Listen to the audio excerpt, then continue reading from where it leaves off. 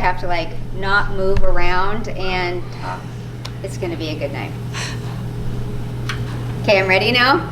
Okay, thanks everybody for coming, and thanks for being flexible. I know we were supposed to do this back in April or May, and we postponed it like 82 times because of COVID, and because I really do think a lot of people like to be in person. So thanks for being flexible about that. It doesn't seem like anybody's social distancing, so thank you for not making that terrible for me either. So I'm Sarah Wall, and for the last few years I have been the college and career director as well as the academic director of academics here. This is my last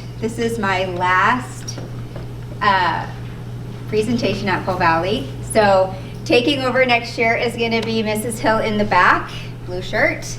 So she will be your person next year for transcripts, college application questions. She will be your student's Common App recommender. Anything college and career or academic will now go through Mrs. Hill. So as of next week, we'll be fully transitioned over in my office, which is not my office anymore, it's Mrs. Hill's office. So, okay, so for your rising seniors, for some of you, how many of you this is your oldest or only? Okay, and how many of you you've already done this once or twice? Okay, fantastic. So I like to start the senior year in the summer, and we've always called it the summer of purpose at Coal Valley, because I think that the summer before your junior year and the summer before your senior year, you should be using it for multiple things to get you ready for life after Coal Valley, okay? For those of you with rising seniors, the first thing that we do in the assignment number 1 in college and career prep, for those of you whose kids had my college and career prep class this year, is the money talk, okay? Your students are supposed to come home after day 1 or day 2 of college and career prep and have the money talk with you. So what do I mean by the money talk? It is the most devastating thing for me as a counselor when a kid comes to me in April of their senior year after they've spent an entire year applying to very expensive schools, and their parents have told them that they're not giving them any money, or that they don't have any money, right? And they applied to no schools that were actually in their reach. So before your students start applying to Colorado Christian and NNU and Olivet and all of these schools that are more expensive than the typical state school, I highly recommend that you sit down with them and have a very frank money talk about, okay, Olivet is $48,000 a year. Here's where you are on GPA scholarships, about 20. I can give you 10. Where are you going to come up with that extra $10,000 or $14,000 a year, okay? It's very important for your kids to know what they're getting themselves into before they start applying to all of these schools that are way out of their reach. I had 2 seniors this year, one a valedictorian and one a 3.78 student, who didn't apply to any backup schools because their parents told them to apply anywhere they wanted to go, and then they found out they didn't have any money. And now let's just say they're not going to any of their top choice schools. So it was very sad for me to have that conversation with them, right? They're all not going to terrible schools, right? But they're not getting to do what they thought they were going to do because they didn't have that money talk. The other important things for you guys to do during the summer for your kids to do, this class had a crazy spring, right? Most of the time we have all of our juniors take the SAT in April. They didn't get to do that this year. Then I usually hound them until they take it 2 more times during the spring of their junior year, because statistics show that that's when kids get the highest scores. Your kids unfortunately didn't get to do that. So during this summer, I highly recommend that they take July and August to take those tests without stress. Let them be their practice rounds, right? Go in there without freaking out about it and take it and see what you get, and see which test you like the best, because every student typically likes the SAT or the ACT better after taking each of them one time. Then after that, in September, October, November, ACT and SAT are going to increase the number of times that they offer those tests to make up for spring semester of this last year. They know that these juniors that are now seniors did not get to take their tests. So there will be increased testing dates. We will be offering it here on our campus. The SAT will be offered mid-October. It's the same day that the rest of our students take the PSAT. So it will be offered here. We will bill your account should they want to take it on that Tuesday or Wednesday. I can't remember which day we're offering it. It's less expensive for them to take it here than it is on a regular SAT day. I want to say it's like $50 instead of $57.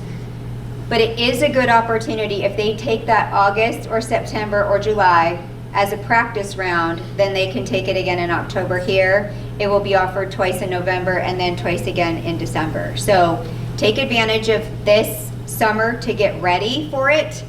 There is an SAT app, an ACT app that they can put on their phones. I mean, if they spend any time on their phones, they could do this as a positive thing.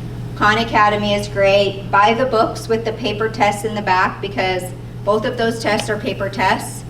And it's great to practice with the paper test, especially since they haven't taken it, since some of these kids haven't taken it since November when we offered PSAT and MSQT for them.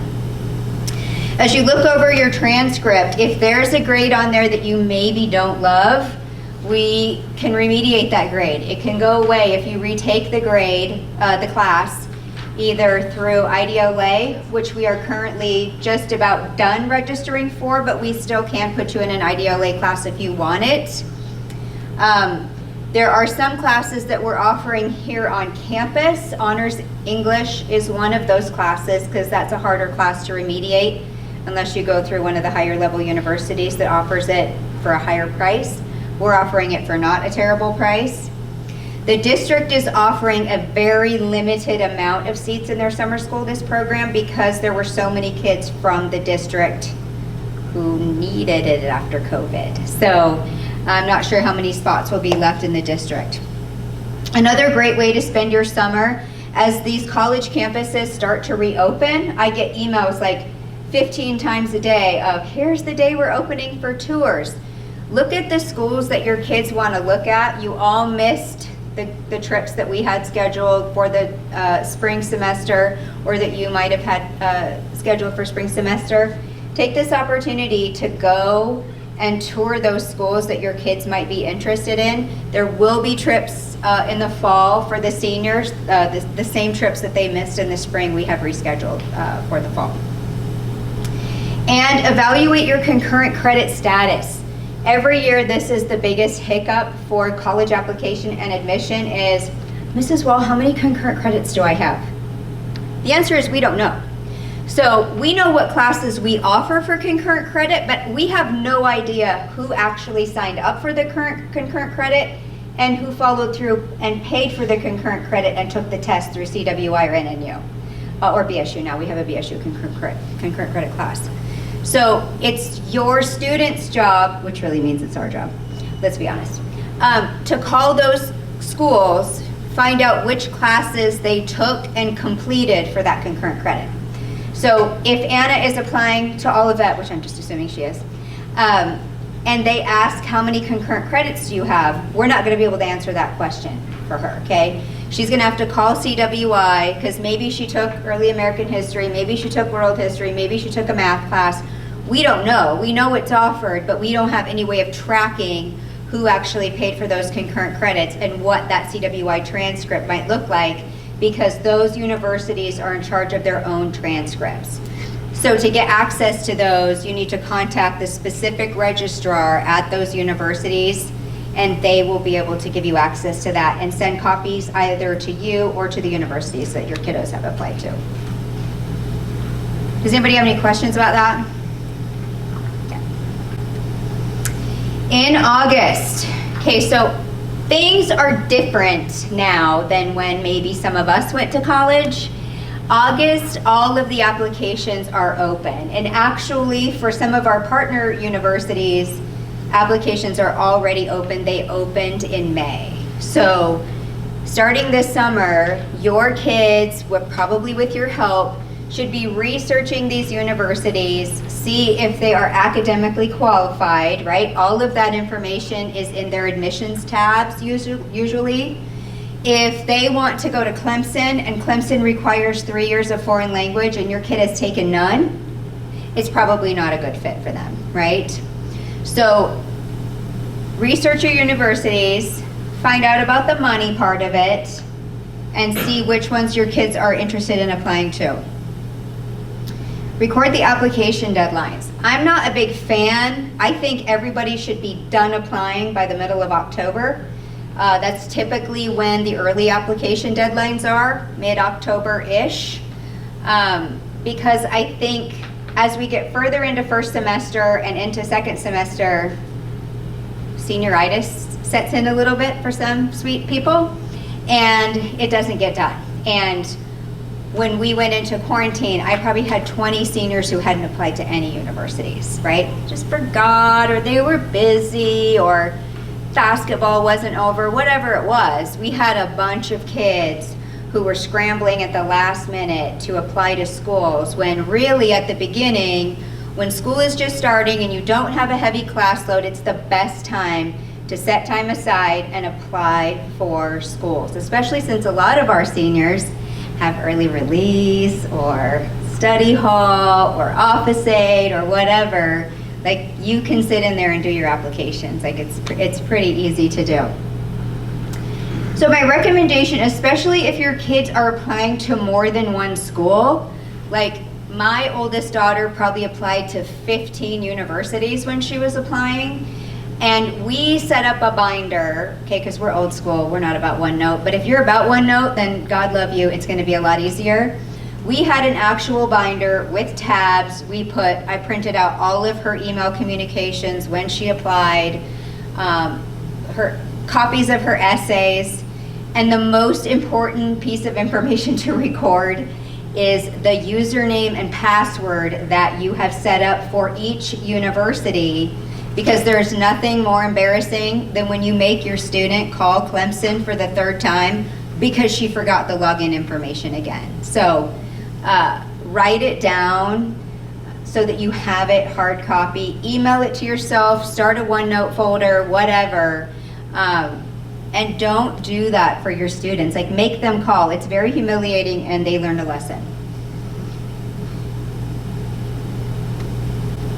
When your kids apply to each university, they should get an email right back that gives them their university login. Most large universities assign them an email address right away, and that is how they're going to communicate with your kids. So if I'm to February and a kid says to me, I don't know, I applied in September and they've never told me if I got in or not, chances are they never read the email that says, here's your BSU login, and here's how to access all of the emails we're sending you. They don't send them to your personal email, it goes to your school portal account. Does that make sense?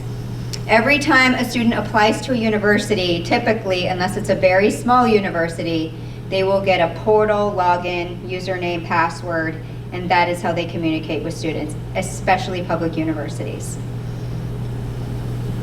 Early application, early decision. So the difference between these two, early decision means this. If your student wants to apply to 4 universities, but say they've decided that Rice is their top pick, and they want to apply to Rice, early decision, they know it's in their budget, and they know if they get in, they want to attend 100%. Early decision means if Rice University admits your student, then they throw away the rest of their applications and they're committing to Rice University, okay?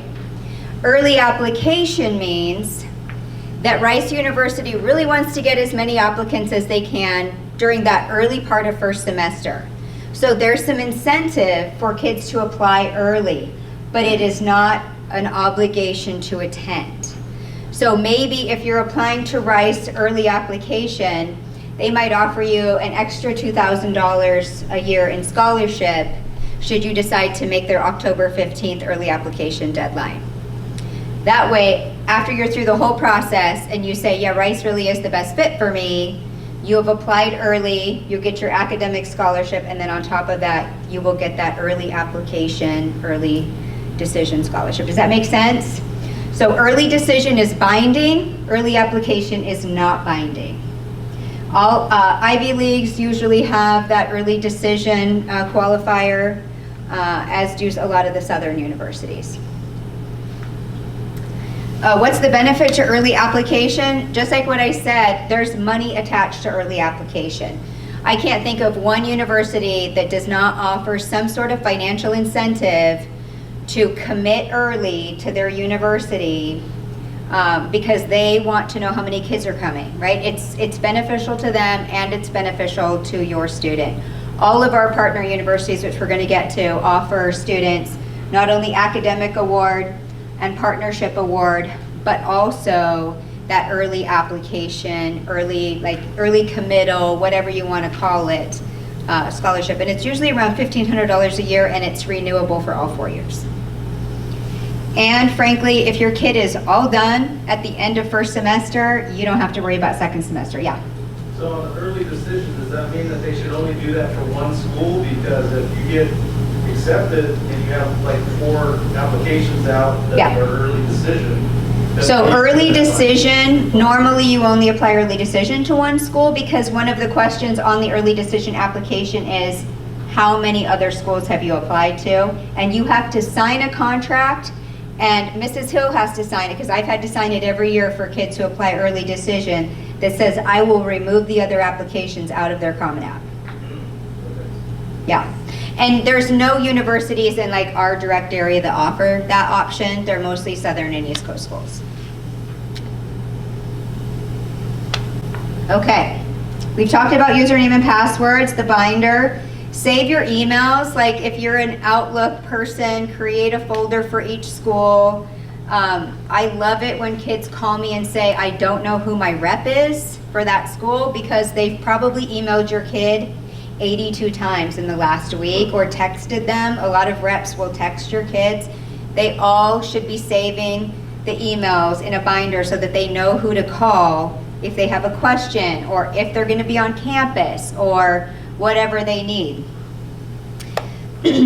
If you're applying through the Common App, and a lot of our schools that kids apply to, they will require an essay question. A question I get every year is, can I just write one essay and send it to everybody, right?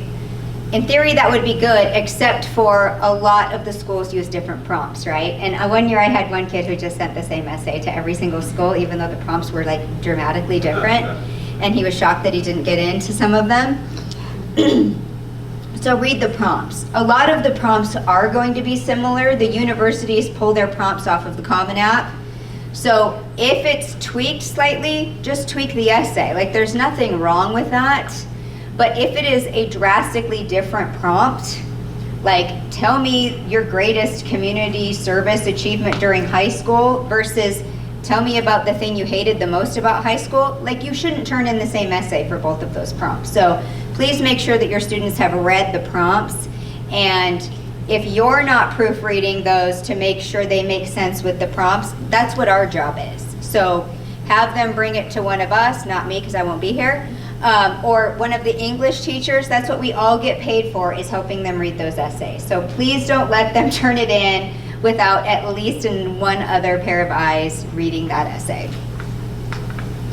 And please proofread them. Lord have mercy. Like, it's bad sometimes when kids just think they're awesome and they send in these essays and they are filled with grammatical, like the admissions people they really read the essays. So sometimes I get them back. Sometimes our reps will send them to me and say, do you know this kid? Like, can you vouch for him? Because clearly he didn't proofread this essay. So it's embarrassing.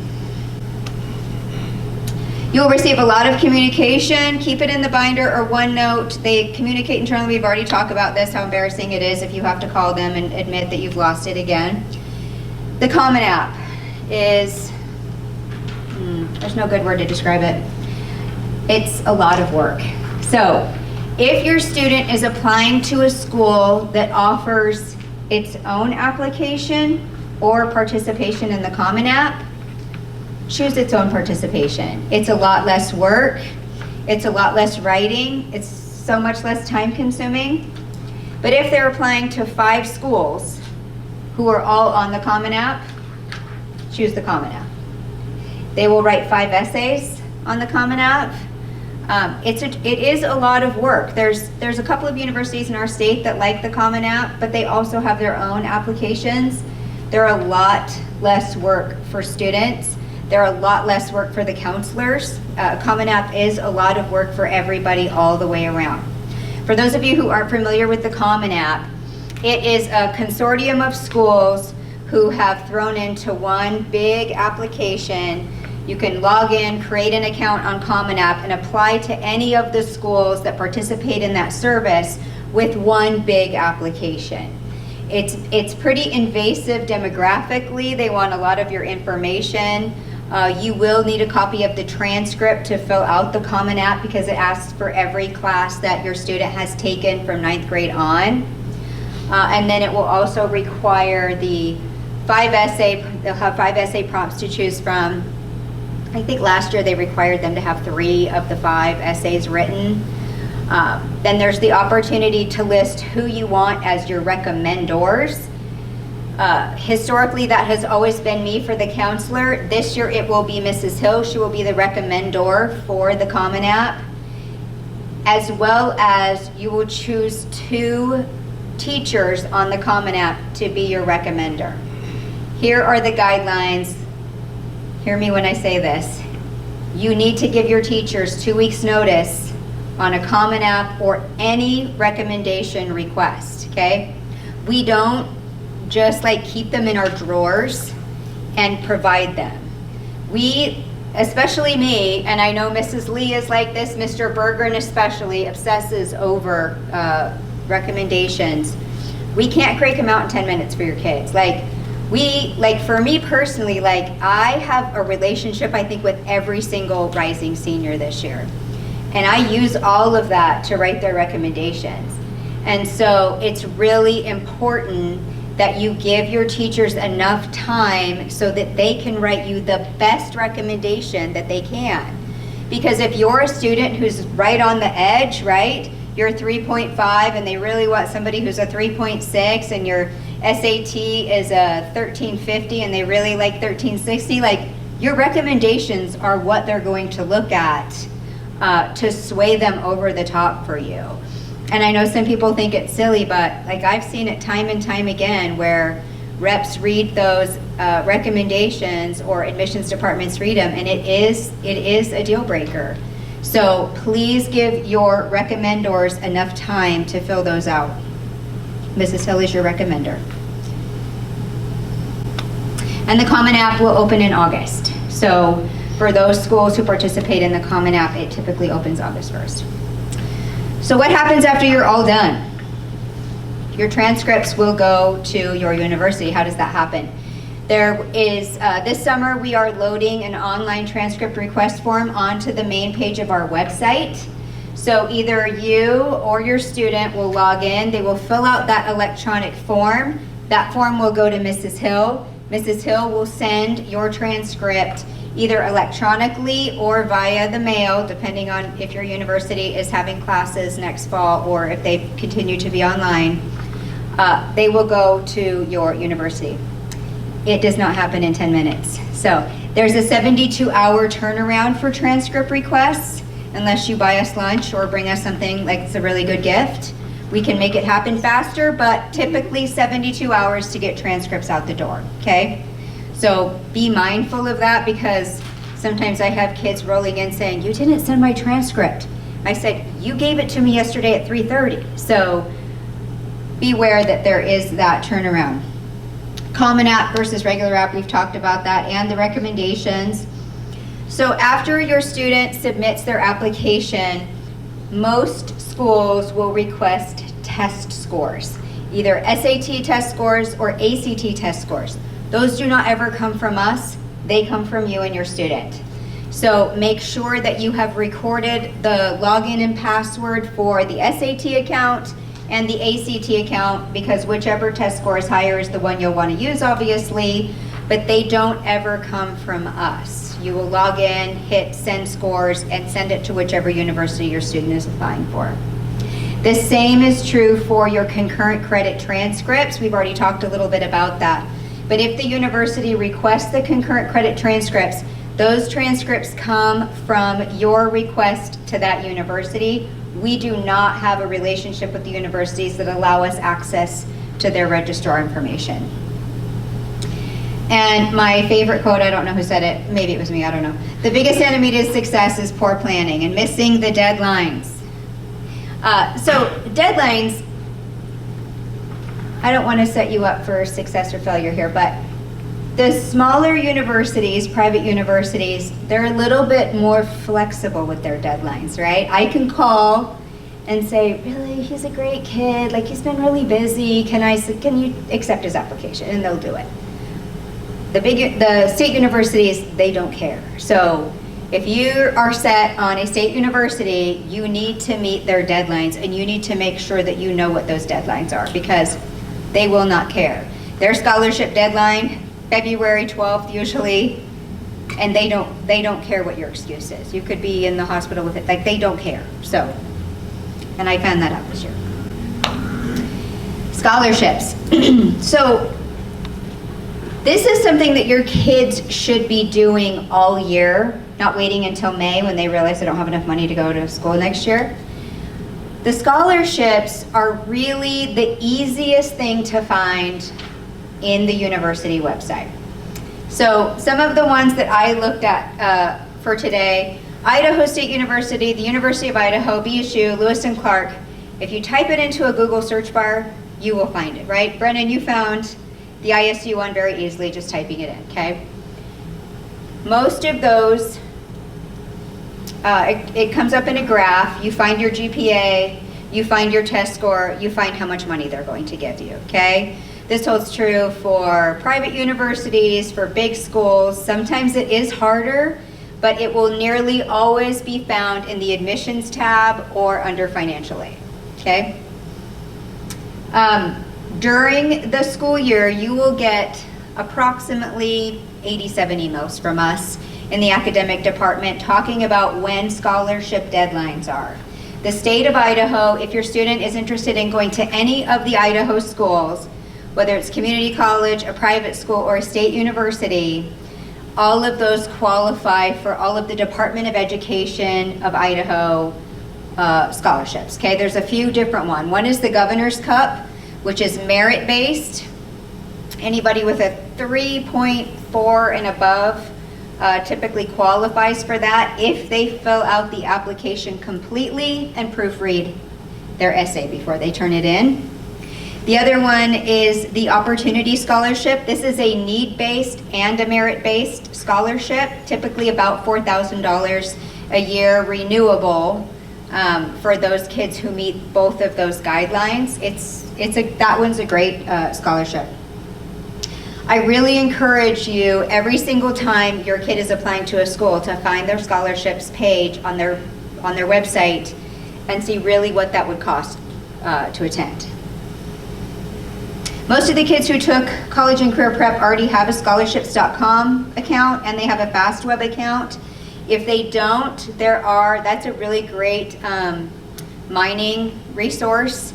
You put in what you're interested in, you put in where you're thinking about going to school, and it will send you updates of new scholarships that become available, and that's a nationwide resource. I talk a lot about our partnership schools. These are schools that we have built a relationship with, and these schools offer our students additional scholarship because of our partnership with them. And those scholarships range from about $2,500 a year renewable to $4,000 a year renewable at some of the bigger schools. Northwest Christian University, Grand Canyon University, NNU, Colorado Christian, and Providence Christian College in California. Those are all of our current schools. I'm anticipating that we will probably have a lot of our trips out to other schools were canceled this spring to negotiate those, but I would anticipate that we would have one or two more next year. To obtain those scholarships, you need to apply to the schools first. All of their applications are already open. All of those applications are free.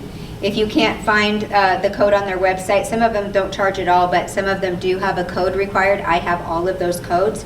You can email me or Mrs. Hill and we will have those codes for you. Once you've applied to a partnership school, one of the reps will contact your student, so please tell them to look at their email or answer their phone if somebody calls, because it's probably a partner school wanting to set up a meeting with you. Typically what happens when you've applied to a partner school, they will reach out, say Desi applies to Grand Canyon, Riley or Sarah, there are 2 reps. They will call either you or Desi and say, we got your application, we're super excited, let's get together for coffee and we'll talk about your admissions packet. So you'll go to coffee with Riley, and yes, he does pay. And he will say, okay, you have a 3.8 GPA, here's your test score, here's what we're offering you in an academic scholarship, here's what we're offering you in a partnership scholarship, here's your early application scholarship, and so here's net what it's going to cost you to attend Grand Canyon every year, okay?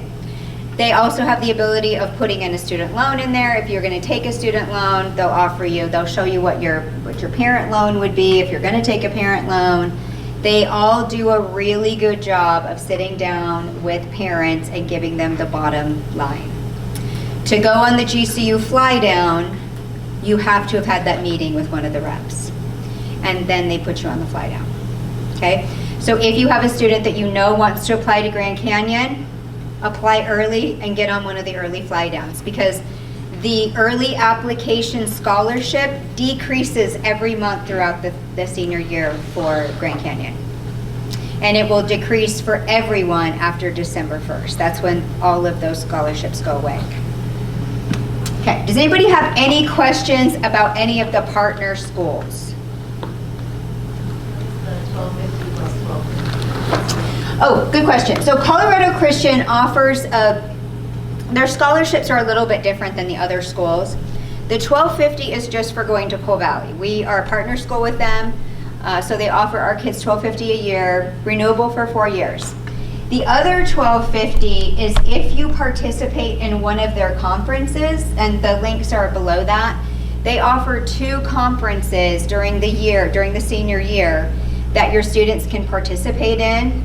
The Dare to Share conference is like homeless ministry in Denver, and they have a big conference on their Lakewood campus, and the kids they do ministry for that whole week. The Young Christian Conservative Leadership Conference, it is the conference hosted by Fox News and CCU. It happens for a week on the Colorado Christian campus. And for kids who attend either of those conferences, they're housed on the CCU campus and they receive the $1,250, and it's renewable for the whole 4 years that they're there.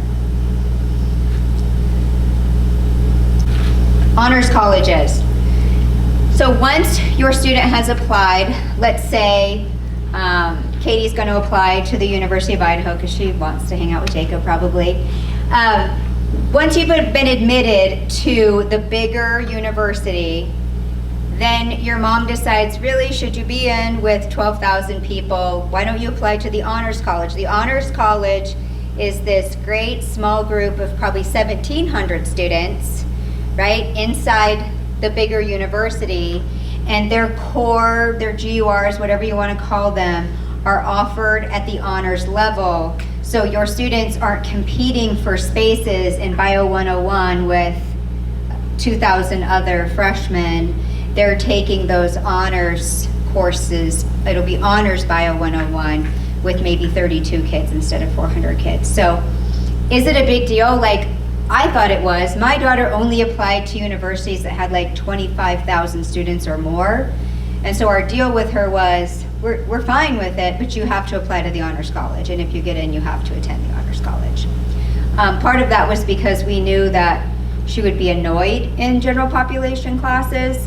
And part of it was we kind of did like that smaller atmosphere, right? So she did end up attending Honors College at Washington State. So, and it was great. Inside the 26,000, they had 2,200, and they all lived together, I don't know, hang out together. It was great.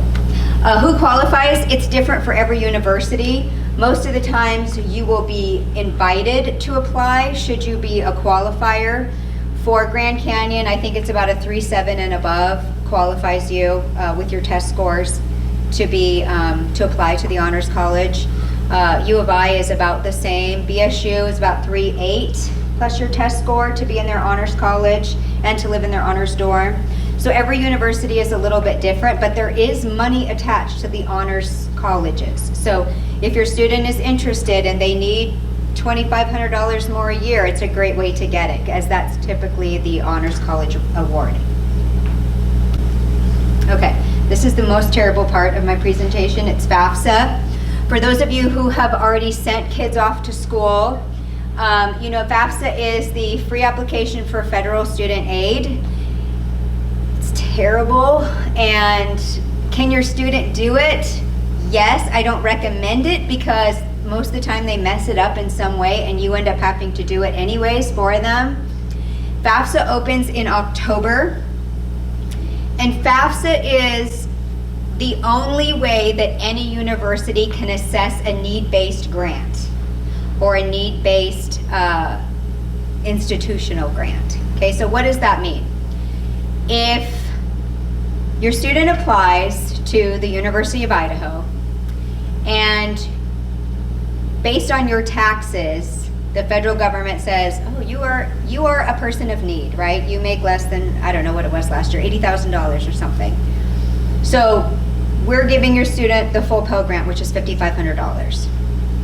Plus, if they need more, they can have the federal subsidized or unsubsidized loan of another $5,500. The only way that a student qualifies for any free money is by their parents filling out the FAFSA. Do you have to fill it out if you know your student is never going to qualify for money? The answer is maybe, right? Which I know is a terrible answer. But there are some public universities, to receive any of their merit scholarships, they require you to fill the FAFSA out. You will know that after they apply because they will send you an email. Like we received it when Emma went to Washington State that said, we really want to give her this engineering scholarship, but you guys haven't filled out the FAFSA. So we had to fill out the FAFSA for her to qualify for an internal merit scholarship. Is that fair? No, like there's lots of conspiracy theories about that, but we did it anyways for her. So upon the completion of the FAFSA, and I recommend doing that sooner rather than later, grant money is always there from the federal government, but it's not always there from the university. So let me give you an example. If your student is applying to Colorado Christian University, right, and you made like $2,000 more than what the federal government deemed you as needy, so they didn't get the Pell Grant, but Colorado Christian gets a copy of your FAFSA and says, wow, you have 3 kids, just because you made $100,000, we still think you're worthy. They can grant your student an institutional grant for however much they deem her worthy or him worthy. Okay, does that make sense? So the private schools have a different money base than the public schools do. So my youngest daughter is at Colorado Christian, and although they didn't give her any free money, it was the first time any of my kids had qualified for work study money, right? Which is a different type of scholarship where they can have an on-campus job and that money to pay their salary comes from the government. So, and that was because we had fallen into Colorado Christians had a different parameter or guideline than, say, the University of Idaho did. Does that make sense? Am I sort of making sense? Okay, good. So each institution, once you fill out your FAFSA, you're allowed to put 10 universities where you want your kids the financial information to go to. So even if they've only applied to 4, put all 10 that you think they might apply to, because otherwise you have to go back in and pay for that information to go to those universities. Okay? So pick 10 schools, it will go to all of them. They may get their acceptance letter first, and then once they've calculated the FAFSA, they will send another letter, If you've met all of the early application deadlines, that will come before Christmas. If you have not, it will come at the end of January. Okay? Sarah? Yeah. Having a student in college already, do I just go in and add J.D. to the same account, or do I have to do a separate account for them? So that's a great question. I think the answer is you can add them. It has been historically. However, there was an email that went out that made it sound like they were going to make it more difficult and have to have 2 separate accounts. But like for my girls, we added Allie. Okay. So, Just look at it. but that might not be true for this upcoming year, 2021. Okay. And you'll be using, for 2021, you'll be using 2018 taxes, I think. Okay, so how do they calculate your, like, who's worthy and who is not worthy, okay? So for each university, they take the total student cost. So if you're going to BSU, the total out-of-pocket cost for BSU is approximately $20,000 a year, and that's if you're living on campus, paying tuition. So that's the cost of attendance. Based on your FAFSA results, that is your taxes, how much money you've made, they decide how much money the Gettys can contribute to Katie's education, right? So they say, out of the $20,000, you should be able to pay 15, okay? They're not very generous. So then your financial need is what's left over, okay? The $5,000 is considered your financial need. They don't care if you don't have any money saved for your kid. They don't care what your debt looks like. They don't care about anything except how much money you pay taxes on. So the financial need, if you've been awarded grant, then you get your balance. That's the bill you get from the university. It's shocking sometimes. Okay, need-based aid is grants. You do not have to pay them back. It's fantastic. I've never actually gotten any, but I hear it's awesome. And the non-need-based aid, and this is also determined by your FAFSA, is the government unsubsidized and subsidized student loans. In some cases, they will also offer you a plus loan, which is the parent loan. And then you also have the ability of applying for a private loan through your own bank or lending institution. There's lots of places that want to give you money for a price. If you haven't already read this book, it's my favorite book to have your student read about student debt. I love this kid. He's part of Wallet Pop. For those of you who know Dave Ramsey, he's a Dave Ramsey prodigy, but he's younger, and he gives a great story. It's a very easy read for students about how he went through university without debt and the sacrifices he had to make and the names people called him when he had to take a semester off to work. It's a really great read. Okay, this is what people really care about. College visits. Colorado Christian, to qualify for the Colorado Christian fly down, which is 2 nights, 3 days, we're usually on the 2:15 flight out of Boise, landing in Denver at about 5. They pick the kids up at the airport, take them to the university where they meet their hosts, have dinner.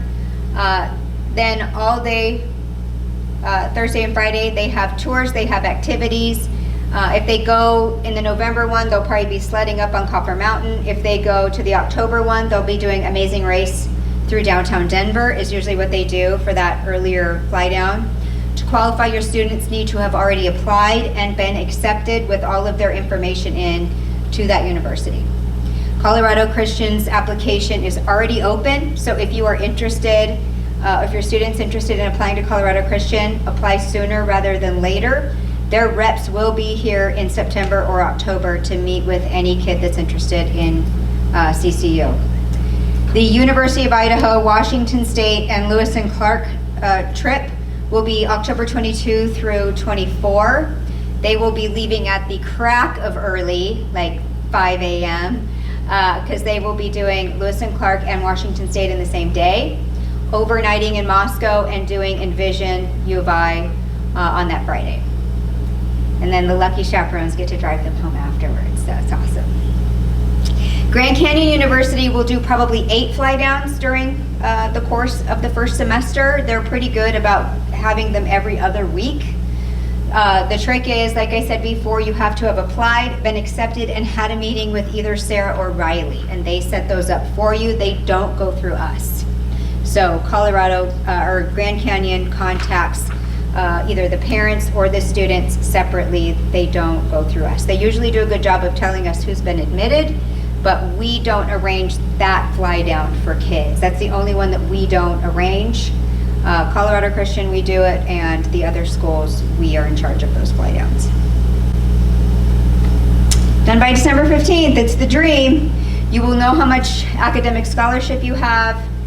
Theoretically, if you've met the early FAFSA deadline, you will know how much government money you have, if any, and you will know where you're going. And in April, when every single person you know and all of your aunts and uncles want to know where you're going to college, you will have already known, and you won't say, I don't know. Like, it's embarrassing. And your final SAT and ACT should be done by December. Okay, does anybody have any questions about that? Here are some, I've put them on your handouts. Kids ask me all the time, like, where are some other places? I think literally every utility company, bank, credit union, real estate agency offer kids scholarships in this town. It's crazy how much money is out there that kids just don't apply for or put forth the effort to find. I think this last semester, every single credit union called us and said, if you have kids who want to apply, here's the link, or here's the hard copies. So it's out there, they just have to look for it. And looking for it takes a lot of effort, but it takes a lot less effort than paying back a $40,000 student loan. So, and there was a couple of awkward situations this last year, so I'm going to put this out there because I think Mrs. Hill and I are probably on the same page about this. We had some parents that called me last year because they wanted me to talk their kid into going to a university, and we won't do that. Like, we will help them make choices. We will help them with ONET resources to see if the university is a good match for them because of their interests or what they want to go into. And we will never, I'm going to say this like 27 times, not right now, but over the course of the next 27 days, we're not ever going to encourage your kid to go to a school where they're going to come out with $80,000 in debt. Like, it's just not who we are. So, and that has happened to me in the past. And so there were parents who didn't like me over the last couple of years because I just said no. I will write them a recommendation so they can get into the school, but I will never have a conference with your kid that says, your dad really wants you to go to this school, and yeah, they didn't offer you any scholarship, and yeah, they don't have your sports team, but you should totally, like, I'm not ever gonna do that. And I don't think Mrs. Hill probably would advocate for that either. So that puts us in a super awkward position. Please don't do that, because we'll say no and then we'll be so awkward. Okay, well, if you have any questions about that, or you have any questions about anything that we talked about, or something that you think about at 2 a.m., don't call me at 2 a.m., but you can email one of us, or most of your kids have my cell phone number, so feel free to use it.